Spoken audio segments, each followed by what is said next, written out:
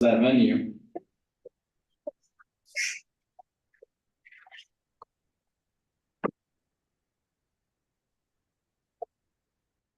Yeah.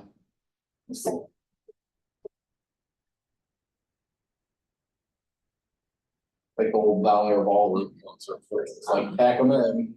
Yeah.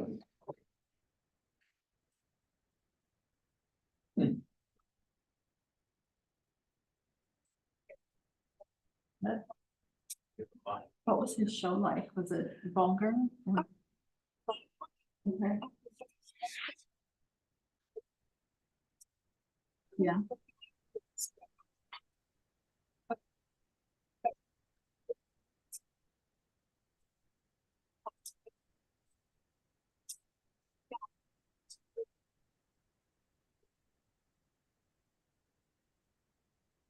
You went to an iCubs game Saturday? Yeah. Yeah, it was a good night. Yeah.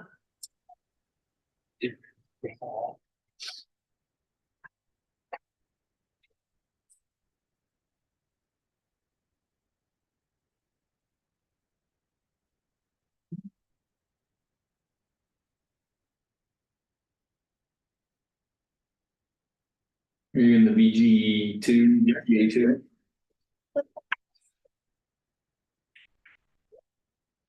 You were on the TV for a moment. Yeah.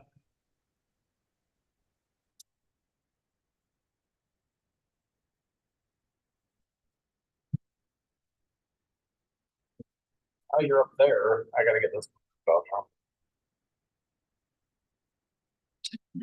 On video, so.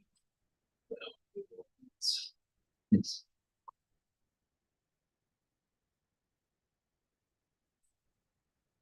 I think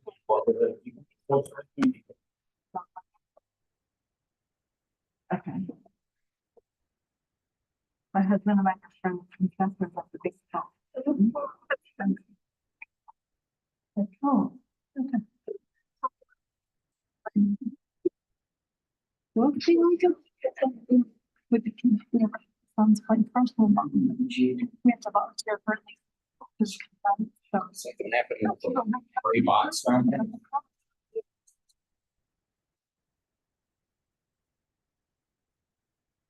Yeah, Brian.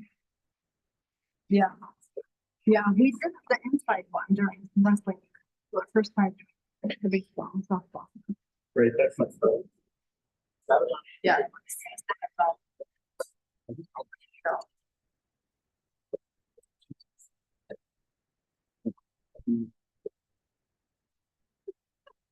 Sister.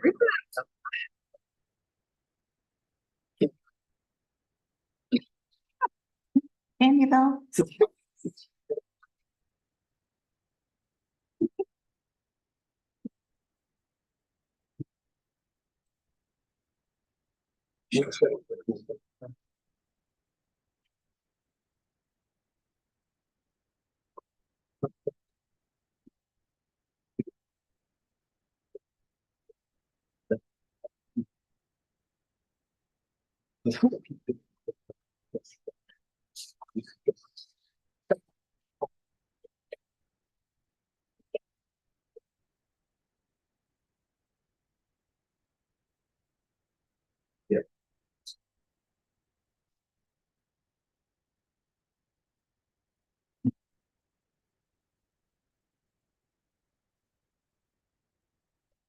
Well.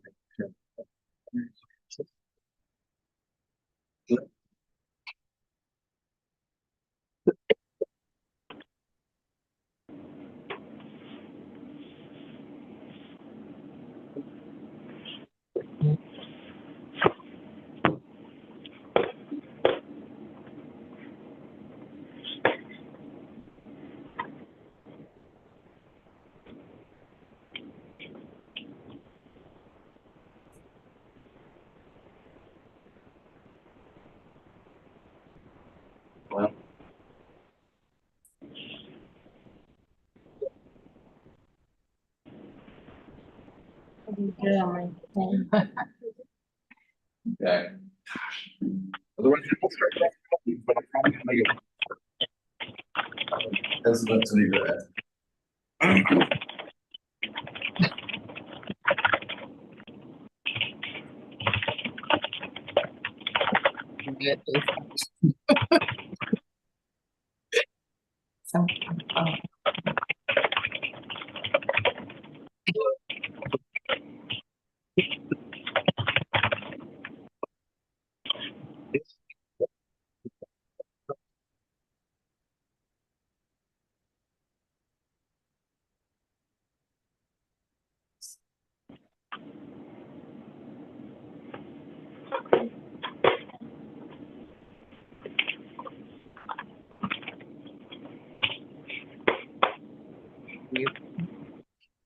And muted. That.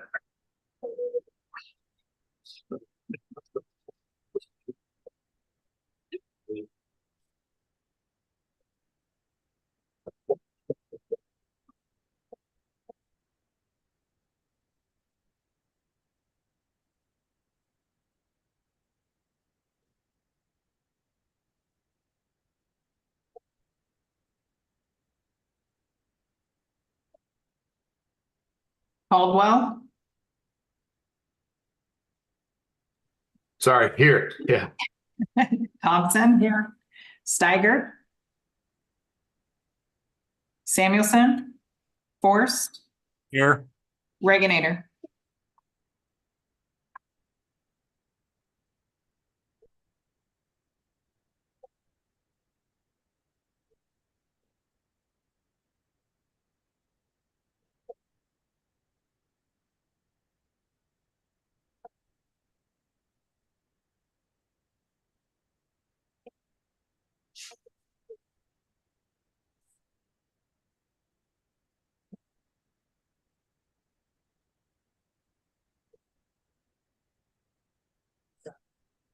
Thompson seconds. Aye.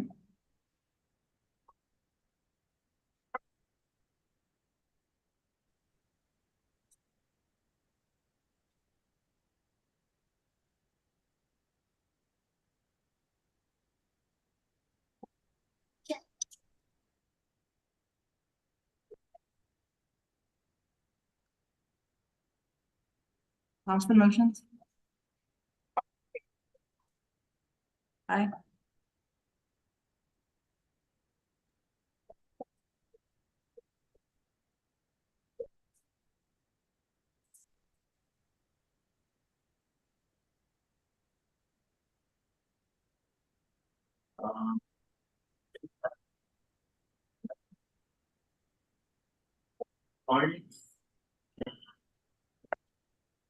Luke.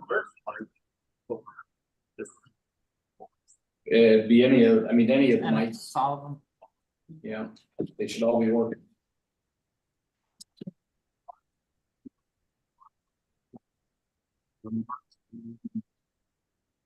Usually you can. What is going on, Barry? Yep. Storms.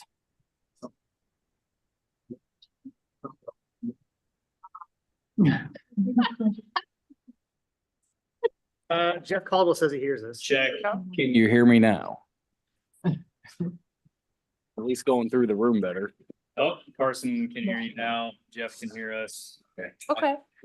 Just got muted. Wade Thompson said better, so that's good. Holly says good. It's been a technology nightmare so far. I haven't, I was late, but I haven't listened. And then, Carson and Jeff aren't muted, is that right? But I'm sorry, Carson and Jeff are not muted. Jeff and Carson, Jeff, can you talk quick? Yeah, can you hear me okay? Yeah, are you good with the minutes and agenda? Yep. I've got him here, so yeah, that's fine. Okay. Carson, can you talk real quick? Can you guys hear me? Yep, now we can. Awesome. Excellent. I'm Cool. good with both as well. Okay, Great. thank you. Thanks, everyone. Sorry about that delay. I don't think there's anyone who wanted to make a public comment on an item that is not on tonight's agenda.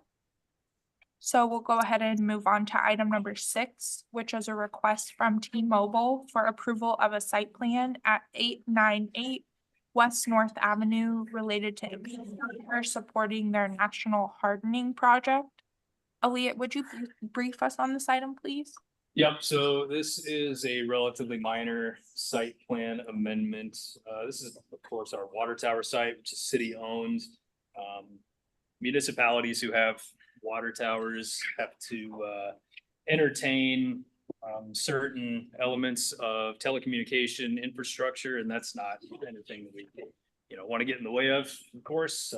That's a valuable resource for our residents, and just keeping emergency alerts and things of that nature working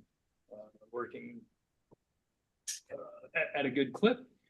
So basically what they're wanting to do here is just upgrade some of their tower facilities, including the installation of a generator. My understanding being that the generator is backup power for their systems that are on the water tower in the case of power outages.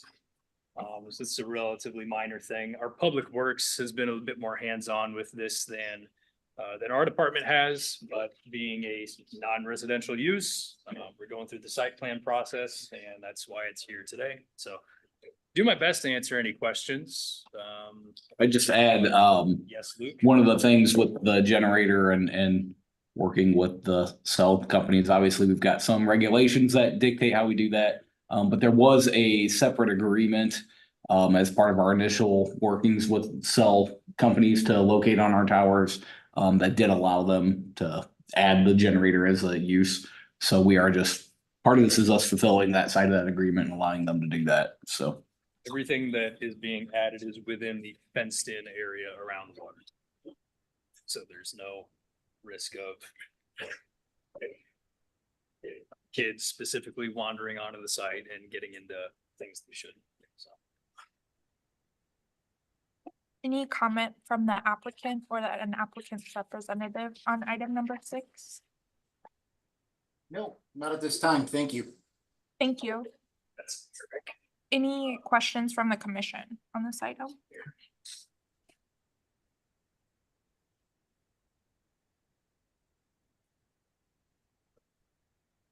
Any deliberation, or are we ready to move to a motion to approve the site plan? I'm ready to motion if we need it. Okay. We're ready to go. Sure. Samuelson, a motion for approval. Thompson seconds. Lori, would you call the roll, please? Samuelson, Aye. Forst, Aye. Caldwell, Aye. Thompson, Aye. Reginator. Aye. Thanks, everyone.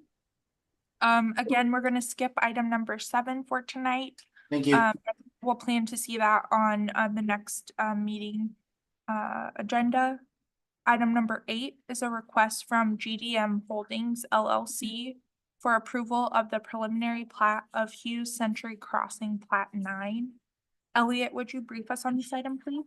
Yep, so should look pretty familiar. You guys have already had 2 agenda items related to this area prior. There was a minor subdivision that created the southwesternmost lot that you can see in the vicinity map. And then also we entertained a rezoning proposal that gained the permissions of TC zoning effectively. The technical language dealt with allowing uses in PUD parcel G in Hughes Century Crossing. Primarily what we're looking at is the town center zoning functionality. So this is the preliminary plat, just showing where all of the street alignment is falling into place. There's continuation of that East 18th Street stub north into the area immediately east of that lot that was subdivided before. I think we mentioned in either the initial split discussion or maybe even the rezoning discussion, figuring out how to integrate street parking into the design of the cross section, and Snyder and Associates and GDM Holdings have been pretty good about looking through strategies on that. They'll still have to, of course, go through a site plan phase in order for development to be approved on lot 1. Otherwise, I don't really have anything else to add aside from, I guess, Outlot X and Lot 2, we're still working on, or they are still doing their preliminary due diligence and what might go there. And we're in communications ongoing regarding those prospects. So they've identified a sanitary sewer corridor on the north portion of Outlot X, which is really important because that's a difficult area to sewer, but Snyder and Associates has been able to identify that corridor, which is good. It's useful for development at a later date. Don't really have anything else to add unless Luke does. Happy to answer any questions. Any applicant or applicant representative on item number 8 that wanted to make a comment? Ledden with Snyder and Associates. Good evening. I would just say, lot 2 is zoned to be TC, so the use he's looking at there will fit within that TC zoning. Currently, Outlot X is still, as part of this PUD, needs to be rezoned for that use in the future. That lot, it could be industrial, multifamily, or TC. Kind of that's really market driven by how this stuff along Chatham goes. So I'd be happy to answer any questions if anybody has any. Thank you. Any questions from the commission on item number 8?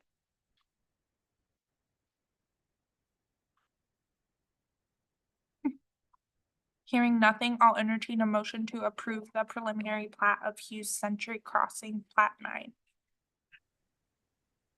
So moved. Samuelson will second. Hillary, would you call the roll, please? Forrest, Yes. Caldwell, Aye. Thompson. Aye. Samuelson, Aye. Regginator. Aye. Thank you, everyone. Item number 9 is a review of a variance request from Wade Thompson regarding a patio space and shade structure at 1409 Sunset Drive. Elliot, would you brief us on this item, please? Yeah, and I didn't get to rehearse my spiel on this before the meeting, so pardon me if I bumble through it just a little bit. I'm gonna hedge my summary of this with a caveat real quick. I'm doing a deep dive into some property line information regarding this parcel. I have reason to doubt the county assessor's locating of the front property line. If I'm correct, and that front property line is elsewhere on the lot, it may nullify the need for this. It may confirm the need for this, but just change the details within. I'm going based off of the information that I have right now. So I'm just putting that out front. I've been communicating with the applicant on this as well. Okay. And my primary research into that property line has been with the DOT, being along State Highway 28. I called them today. They didn't even know. So there's a lot to still kind of figure out with this, and I still need to schedule the Board of Adjustment meeting. But we're gonna talk through this as though county assessor's data is correct and that property line is correct. Okay. So essentially, we've got this property at 1409 Sunset Drive. That's on the west side of the highway, fronting onto Highway 28. It's a building that was built in the mid to late 70s, and it is a mixed-use structure. We've talked about this building a lot recently because this is where the special use permits were issued for the 2 tattoo artists. On the ground floor, there's also a lounge space that has been identified, and they're working on getting that set up as we speak. And then there's also residential units above, which have also undergone renovation. The request from the applicant, and I'll pull up this instead. The request from the applicant is to basically allow for a patio space to go onto the eastern facade or eastern front yard area of the property. The zoning ordinance allows for uncovered steps, decks, and patios, and I word it that way because they're all lumped that way in the language. Uncovered steps, decks, and patios to extend up to 15 feet into a front yard, provided a minimum setback of 15 feet is maintained. If we're assuming that the property line is 25 feet in front of this building, that would give this property 10 feet worth of patio space to work with. So 10 feet of patio, you still have that 15 feet of setback remaining from the front property line. That's what they could do by right today. Our code language says uncovered.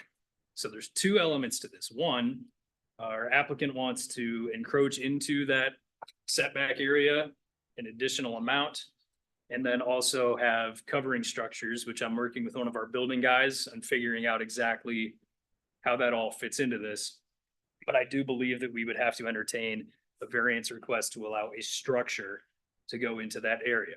So that's what's being proposed. And the reason that the front property line location is so important is that if that property line is in fact further east than where it is, then our applicant might be able to just have the patio there without getting a variance for the setback. Still might need to get a variance for the structure. He's proposing canvas shade structures for summertime use and that sort of thing. So that's the general description of the request. It's a rather brief piece of code that outlines what you can do with steps, decks, and patios, and it doesn't differentiate between zoning districts. You can have for instance, a deck. You can have a front yard deck on a house 15 feet out as long as you maintain a 15-foot setback. Rear yard, you can go 25 feet deep as long as you maintain a 15-foot setback.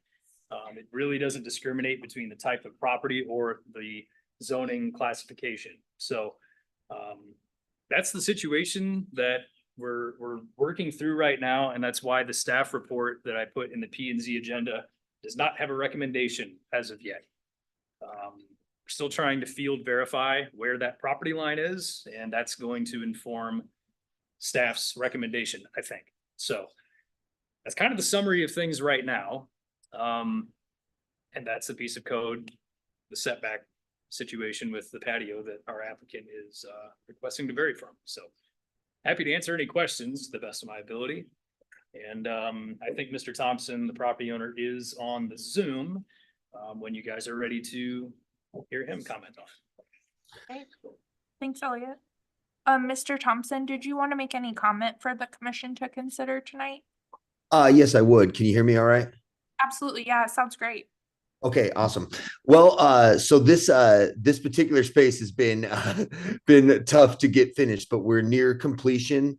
And we put in a grease trap. We've made significant investments into this structure. So the commercial space is split into two spaces. There's Norwalk salon suites that are totally finished and occupied on one side, and then we're in the process of building out Sunset Lounge, and we are probably in the final stages the last couple weeks. We have a very small space on the inside, so we really are relying on this outdoor space, especially in the warmer months in Iowa. And we want to create a place for gathering of people and just another establishment in Norwalk for them to come, and have some food and drinks and just socialize. So that's basically the reason for this. We've put significant investment into this entire building. This is the last piece. And as far as the property line goes, we did hire someone, an architect, to establish where these property lines are. And that's where a few of these drawings have been. But we've been unable to verify in the field as there's no pins that are still remaining there. So we've done some measurements and tried to get as close as we could. But after speaking with Elliot, he did say that he thinks they may be off. Our competitor would be El Dorado next door. I know that they have a patio as well. We're not even trying to build something that elaborate. Ours is just going to be some uprights to code with footings, and then just some sunshades that are kind of like a vinyl, and just to protect from UV rays. And that's all we're really doing. There may be a couple TVs mounted on some of the uprights, but pretty simple structure. And then some planters and tables, planters for borders, and then there'll be table and chairs out there for customers. Great, thank you. Any questions from P&Z or deliberation on this item? Did El Dorado come before the Board of Adjustments at all, or did they fit into the parameters when they were making their patio. Luke, would you like to comment on that? No, they did not go to Board of Adjustment, Should they have gone to the Board of Adjustment? potentially. Cause it, I guess, look at a beacon, it looked like their front of their patio was like right on that property line potentially. My understanding is that El Dorado submitted a site plan that was. Our site plan for that building showed a 10-foot patio, and which was not what was ultimately built. Oh. So things happen at times, you know, we try to silo stuff as much as we can when we're making decisions, because two wrongs don't always make a right. That you also have the enforcement side of things and how much do you make things go back and stuff. So it's tricky. Didn't find a whole lot of details about it when we went back and looked through our resources that we've got as far as, you know, did somebody email them saying, yeah, that's gonna be fine? You know, we don't have anything as far as a paper trail with that on the El Dorado site, so. Just to a bit of line work perspective. And you can get very, very nerdy about this if you want to. Tend to rely on county assessor data when figuring out where all of these things are.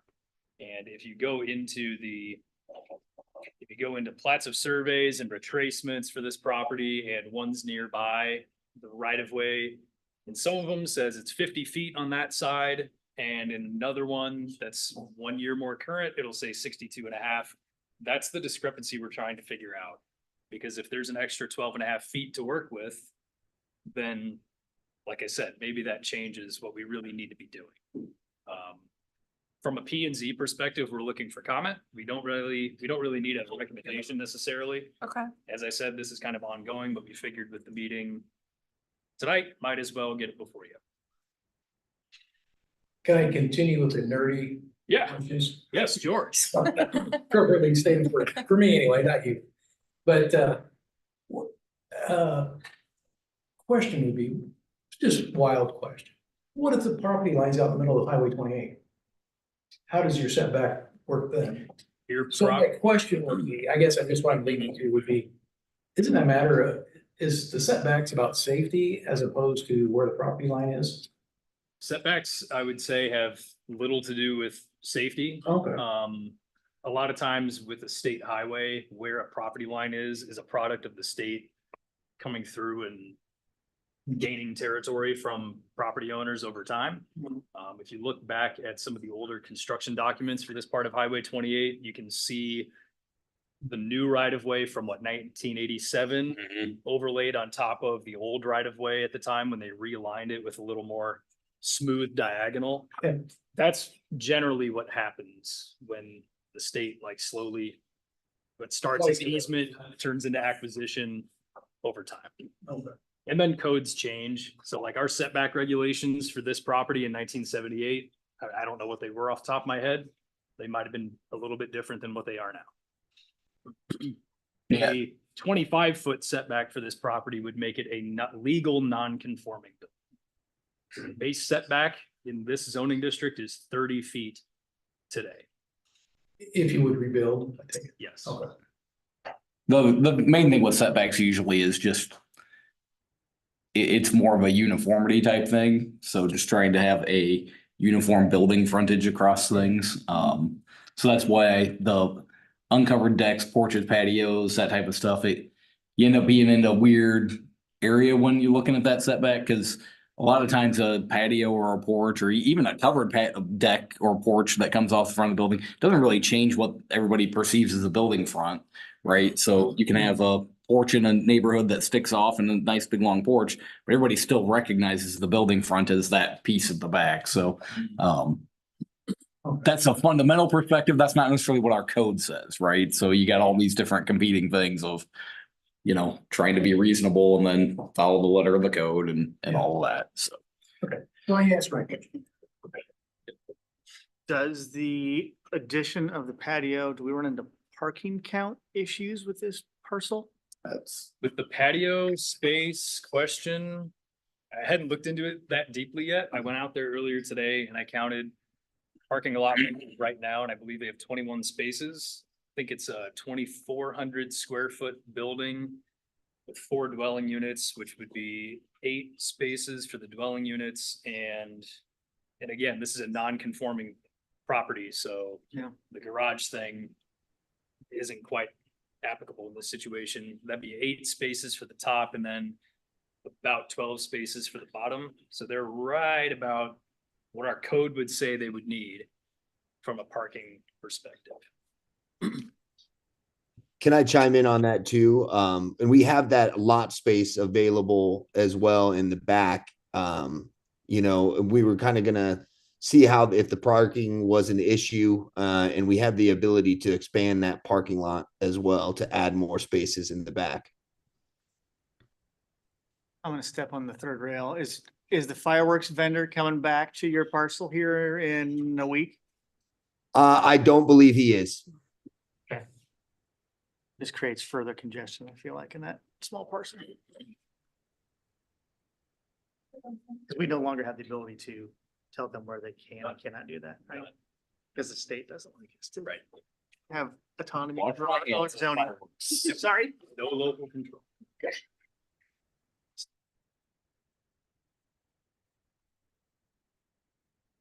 Any issues that any of the commissioners see with the current request? Yeah, Luke, I get what you said when you said you try to silo it. 2 wrongs doesn't make a right, right? It's really, you know what I mean? But logically, when you sit there and look at it, at least for me, when you sit there and go, okay, hey, legitimately, right, directly to the south, there's this patio, right or Yeah, wrong. well, that's why this process exists, Yeah. to look at these unique scenarios. When Elliot and I are having to sit there and look at it, we have to look at what the rules are for that one. Yeah. We can't necessarily go pointing around at everybody else that maybe in town did something different, so. So if this variance was granted, would there be a site plan that would come back to us at some point in time, or would there be no more chances don't- for us to see this? I don't believe it would it? I don't think so. I mean, usually you only get a site plan change if there's a structural or a paving change. I don't personally think this would trigger that. That's Yeah. my opinion. I guess- I'd like a little bit of, I don't know if I could. Fundamentally, I don't think I have an issue with it from my standpoint. I think that the parking, I think we maybe need to clarify, and I guess when you take it to adjustment, maybe we can offer them more as to what that parking count is and. I mean, I can easily see them parking over at El Dorado and Yeah. whatever else is back there, just walking across the street. It's true. That becomes a private issue between the Yes, owners. but I can definitely see that if it's crowded. Does the, Can I chime in again on that parking? Sorry to talk over you guys. This is Wade. That where we currently, if you follow that line on what's on Elliot's screen right now, that space right there is not quite enough to get 2 spaces even. So, you know, we could put a handicap or something on the outside of that, you know, on the east side of that line. But it really would only be taking away, if you saw it from above with where the lines are painted now for the salon suites, we were only able to get 3 spaces on the salon side. So that section of landscaping right there, there's only a space for 3 cars on the one side. So the patio is probably not even taking up 2 spaces. It's probably falling in the middle of the second. And we could still maybe get one space or a handicap space on the front. Our initial intention was actually to put some bike racks there. You know, but it's up to you if you guys wanted an extra parking space put out there, we could do that as well. I think that seems silly. Yeah. Patios in the summer next to a bike trail, I mean, you tell me. Right. like I said, it's kind of an odd configuration now because the sidewalk essentially ties into the paving for the property, right? There's not, I mean, it's trail for us technically, right? Yep.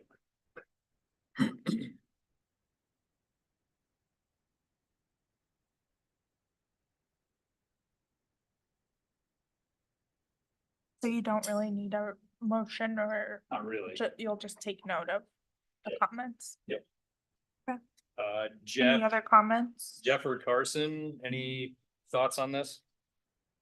No, not really. As long as we find out the border. Yeah, I mean, first, I guess. The That's kind boundaries. of my thoughts too. I mean, obviously we need to make the decision, but it's hard to do that without having the, you know, that 100% confirmed of if this is an issue or not. Mhm. Now, just to be clear, if Mr. Thompson has enough space to build a patio by right, he can do it. Yep. It's a matter of if this property line is in fact here, is a variance an acceptable path forward? So Yeah. fundamentally, that doesn't change the shape of the lot, or it doesn't change the shape of the space available, in the real world. We're just talking about lines, invisible lines on a parcel of land. So Next, Steve, a question for me, the Go monument ahead. sign or the building to the south that sits kind of in that rock area between the two. right there. Would that setback, would that be close to property line? Would be the setback for something like that? 10 feet minimum. From property line? Yeah. It's a reality. If they did their due diligence when they built all that, that property line would be 10 foot to the east of that. Yeah. Okay. Which, the lines on here are not perfect, but. No, but would be pretty close, right? And who knows? I mean, that property may have the incorrect front property line too. I mean, when I call up the DOT and ask them and they don't know. Yeah. So again, that's ongoing. Call the district, or should call the right of way office. Is it, if you pull the dimension on that right away, it's 120, which would be a Right. lot, but for 5 lane cross sections. The only thing is I can't find a document that shows 120-foot right of way Yeah, on there. The two that I have are 100 centered. Yep. And then the other one that I have is 50 on one side, 62 and a half on the other, which, I'm no math wizard. was it a 4 lane cross section previous to them putting the turn lane down the middle? I don't know. I guess, We have to look at both. were you here then? I've been here a long time, probably, I don't think that long, but I know I've done a lot of loans along that area, but this has never come up. Yeah, that's what I'm kind of, It's been- I could see them for that turn lane getting 12 and a half feet of right away. That would make sense, like logically, right? When they expanded that and added that 5th lane down the middle. It would What make it's sense worth. that you grab that additional right away. For what it's worth, this is the construction dock set from 1987.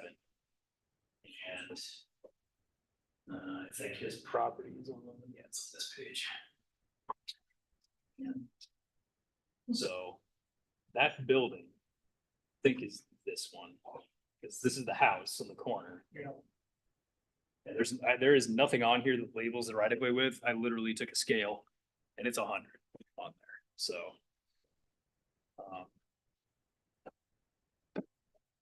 Sorry, Carson, I cut you off.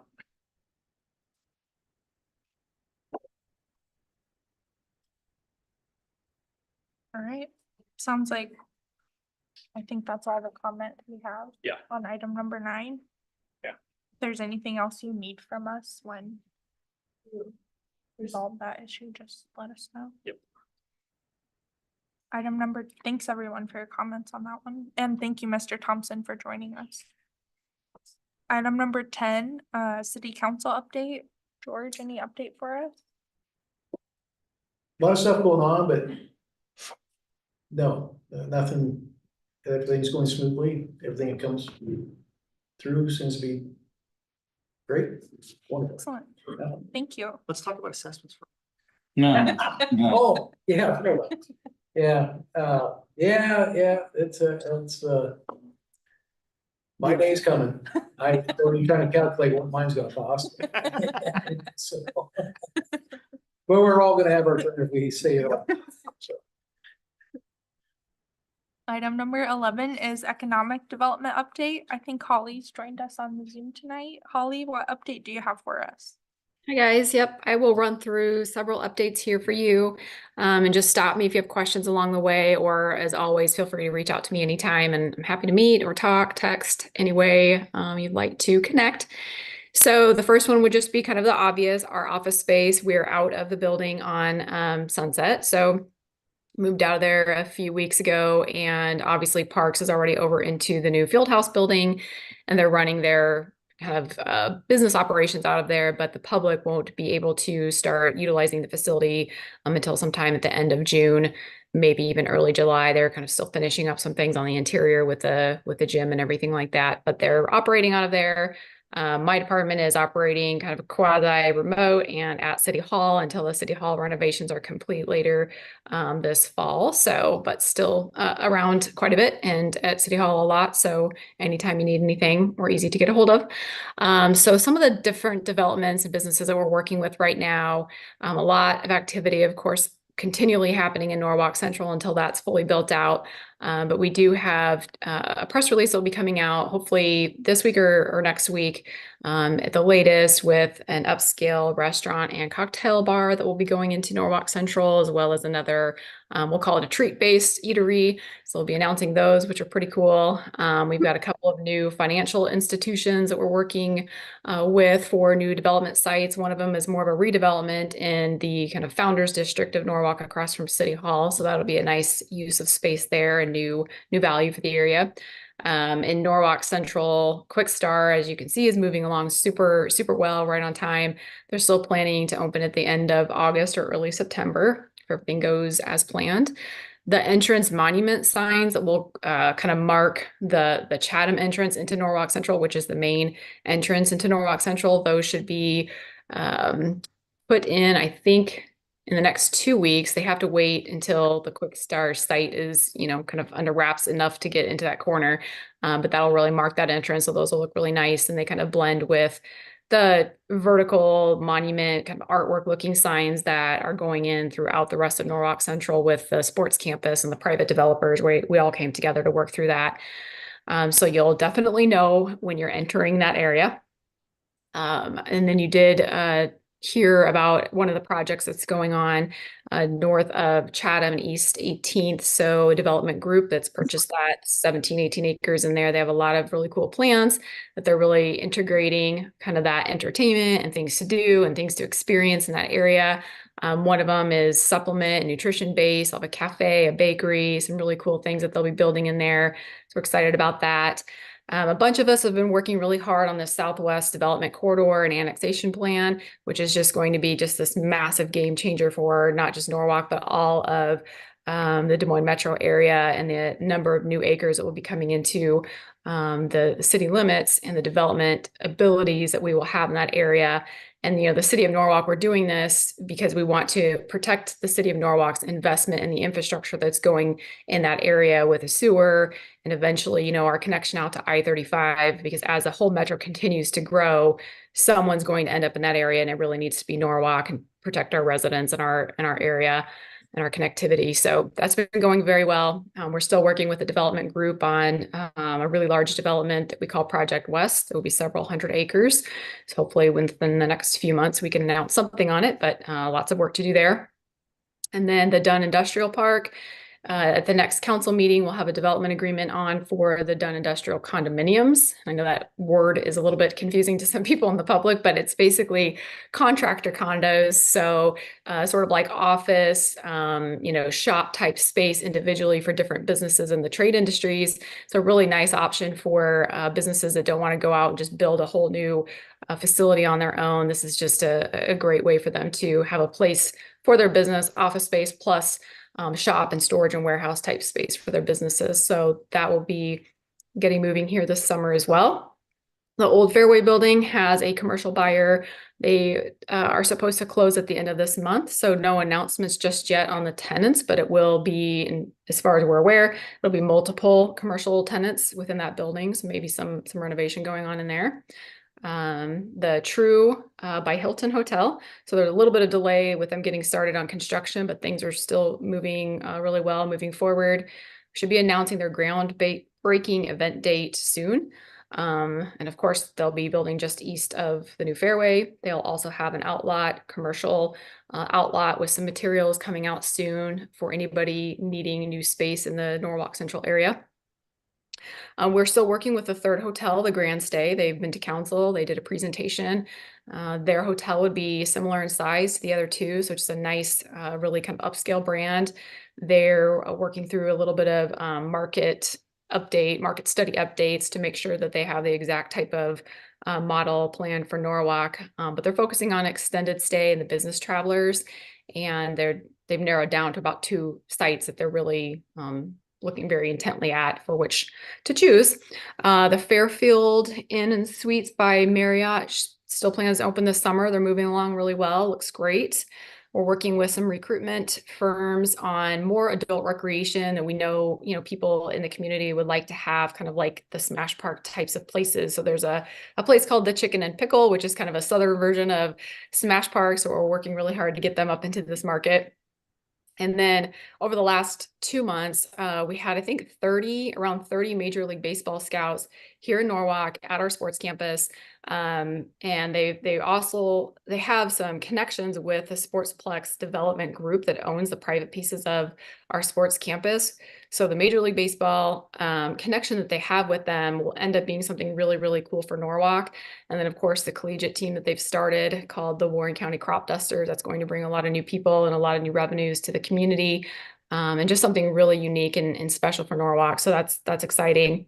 And then you heard from Wade on the Sunset Lounge. I think that'll be a good addition as well for people to have to go for kind of a nicer cocktail lounge. Hopefully they'll open here this mid to late summer. The Field House, which you're all probably pretty aware of in terms of opening dates. I talked to Robin.